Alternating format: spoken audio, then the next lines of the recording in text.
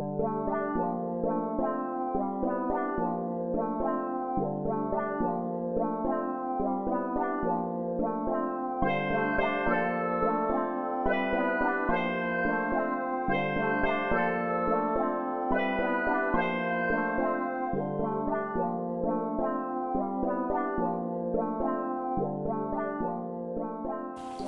there and welcome back to Triplicate. And since starting the channel I've actually got back into synthesizers, doing more synthesizer stuff than I originally intended on the channel. And so far we have done the Mean Green, which is basically a digital analog-alike synthesizer, oscillator filter. And that was partly a tutorial just to pass on the methods I've developed over the years for implementing that kind of synthesizer. And then we had a look at the Pulsor, which is a VSTi plugin, a soft synth, which is in some ways pretty radical the way it looks and the sound generation, but in some ways pretty conventional. It has things that oscillate and envelopes and so forth.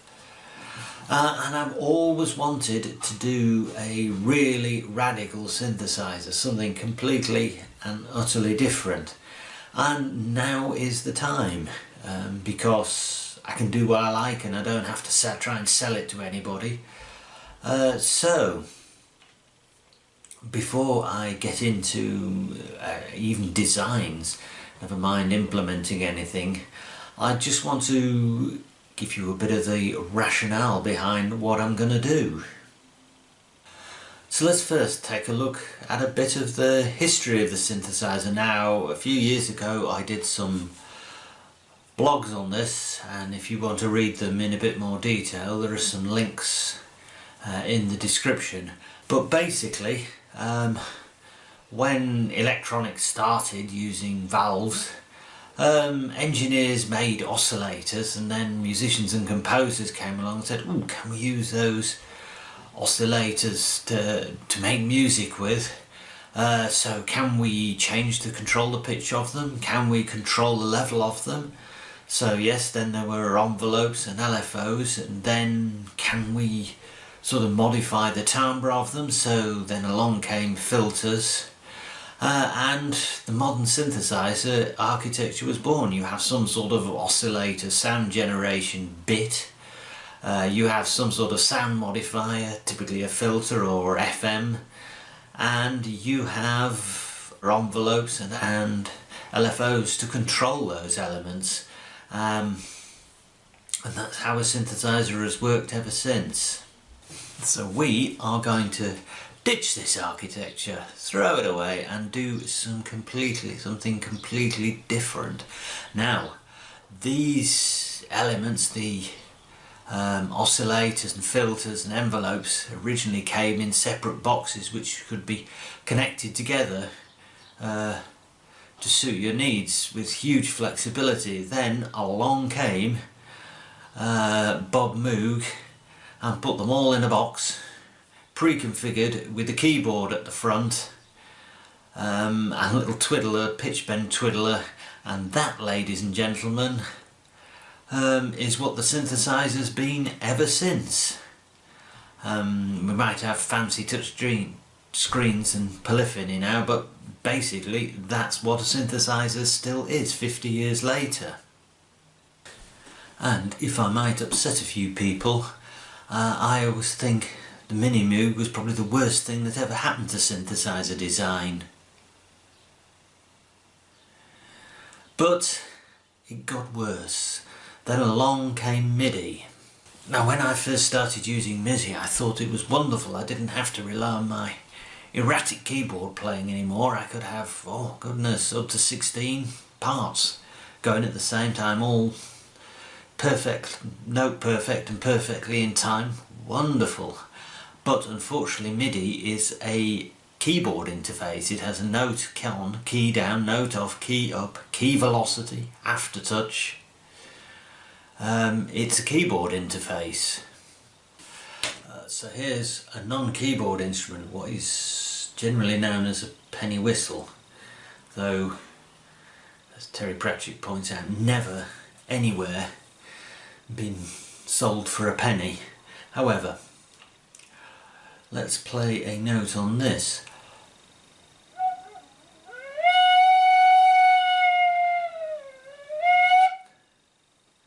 Now, it's not a very good instrument, but you tell me where the note on and note off occurred in that. But unfortunately, if we build a wind instrument, we want to be able to record what we play, so we have to somehow generate a note on and note off for our sequence to record, because our sequencer expects note on and note off.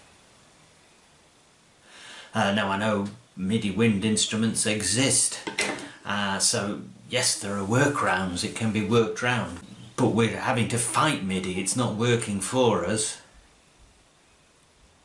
So we are going to ditch MIDI as well.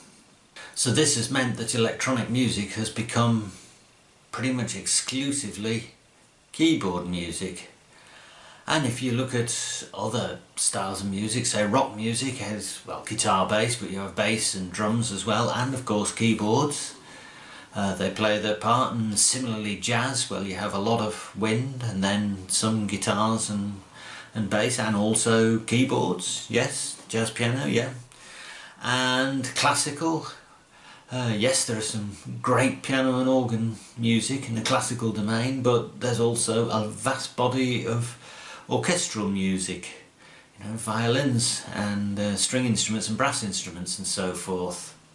Does this matter? Well, yes, the music you play depends very much on the means of playing it. If you pick up a violin, you play violin music. If you sit down in front of a piano, you play piano music. If you move little coloured blocks around on a computer screen, you make uninspiring 21st century music. And yes, if you saw my blipper beat piece that I showed making while on the Pulsor 64 video, I was doing precisely that. And certainly the music I grew up with, you went to see the musicians play it.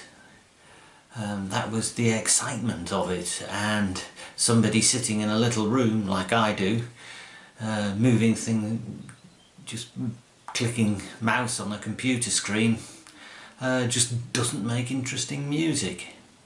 So yeah, ask yourself, when did you last hear a piece of electronic music that you thought, hey wow, what is that?